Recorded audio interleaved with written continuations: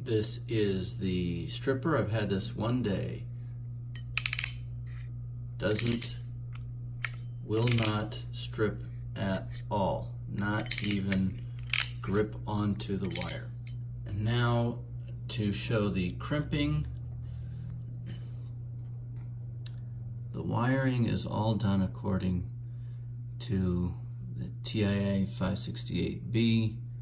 Everything is pushed in there correctly. Now inserting it into the RJ45 slot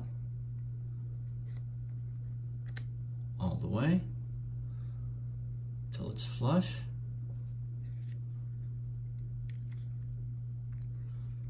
Now making sure all the wires are coming out correctly.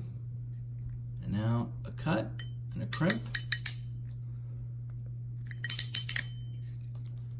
And what happens is the outside two wires are still not cut. Still not cut. And in fact, I have to weave them back and forth until they finally decide to cut.